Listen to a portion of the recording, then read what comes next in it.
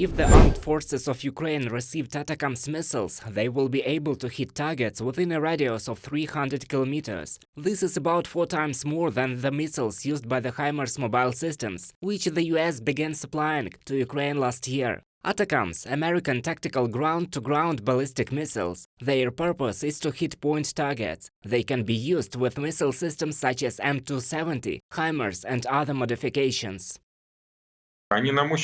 We really need them. If we don't have aviation, how can we defeat the enemy's defenses? ATACMS is a rocket that is used from ground systems in salvo fire. In order to fulfill the tasks that we set ourselves, complete the occupation, restoration of full sovereignty of the borders of 1991, there must be much more weapons, and in order to achieve this, there must be both long-range missiles and aviation. Experts are sure that the provision of ATACMS to Ukraine can change the course of the war. Russia will not have a chance to win. Realizing this, Moscow initiated a meeting of the UN Security Council and accused the West of supplying weapons to Kyiv. According to the Kremlin, this exacerbates the conflict. Washington responded to Russian rhetoric. Robert Wood, Deputy Permanent Representative of the United States to the United Nations, said that these weapons do not continue the war, for which only the Kremlin bears responsibility, but allows them to protect civilian Ukrainians and prevent further brutality. The United States and more than 50 member states responded to Ukraine's call to support its defense against Russian aggression, and we will continue to do so for as long as it takes. Robert Wood, Deputy Permanent Representative of the United States to the United Nations.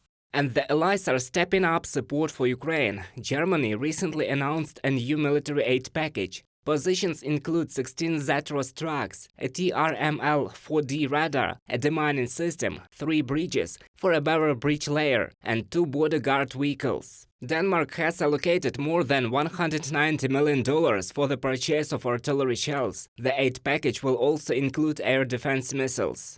In the coming month, the allies will work on a plan to supply fighter jets to Ukraine, said Jake Sullivan, National Security Advisor to the President of the United States. For successful advancement at the front, Ukraine definitely needs F-16 jets. Commander-in-Chief of the Armed Forces of Ukraine, Valery Zaluzhny, is sure. Let's just say the number of aircraft that are on duty near our western borders is twice as much as the number of Russian aircraft devastating our positions. Why can't we take at least a third of it from there and move it here? I do not need 120 planes. I'm not going to threaten the whole world. A very limited number would be enough, but they are needed because there is no other way, because the enemy is using a different generation of aviation. It's like we'd go on the offensive with bows and arrows now, and everyone would say, "Are you crazy?" But with this question, no. Valery Zaluzhny, Commander-in-Chief of the Armed Forces of Ukraine, in an interview to the Washington Post.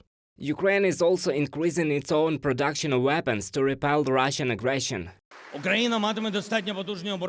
Systems of the necessary weapons, air defense, tanks, guns, armored vehicles supplied by partners we strive to produce and localize in Ukraine. Our warriors will always have weapons, and I propose this principle for the Ukrainian doctrine, its global security component, not to guess what to expect from Russia, but to be ready for any evil, so that any evil in the Russian Federation is always sure that it will lose to Ukraine. Reported by Roman Smoler, Victoria Smirnova, UA TV News.